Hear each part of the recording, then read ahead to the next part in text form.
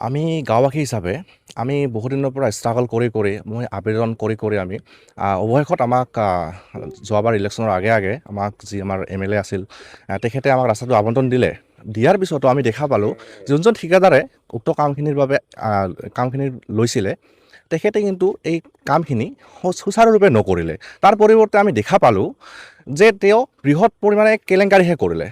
আমি সকলোৱে ইতিমধ্যে আমি ফলকখন দেখিছোঁ তাতে 93.20 লাখ টকা মেনশ্যন আছে, কিন্তু সেই টকাখিনি জানো বয় হৈছে? ৰাস্তা আমি দেখিছোঁ আমাৰ যিখন ব্ৰিজ আছে ব্ৰিজখনে এতিয়া গৰাখহনীয়া হৈছে। লগতে যিটো ৰাস্তাটো আছে সেইটো পকী হ'ব লাগে বুলি মেনশ্যন কৰা আছে, কিন্তু তাৰ পৰিৱৰ্তে আমি এতিয়া দেখিছোঁ তাতে বোকাহে জমা হৈ আছে। কোনো ধৰণৰ আমি ইয়াতে চেণ্ট গ্ৰেভেলছো ভালকৈ আমি পৰি থকা দেখা পোৱা নাই। গতিকে এনেধৰণৰ এক বৃহৎ কেলেংকাৰী হৈছে। আৰু ঠিকাদাৰজন যোনজনৰ নাম আছে মই জনামতে তেখেত সঞ্জীৱ কুমাৰ ৰায় হয়, আৰু তেখেত এজন আক্ৰাছু তেওঁ এজন কিবা পদবীধাৰীও হয়।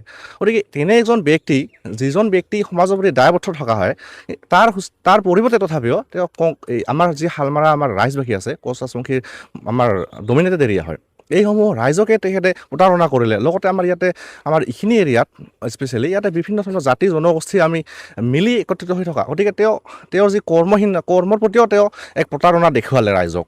যিহেতু দেখা হৈছে দলঙৰ দুয়োপাৰ মাটি দিব লাগে, কিন্তু তাত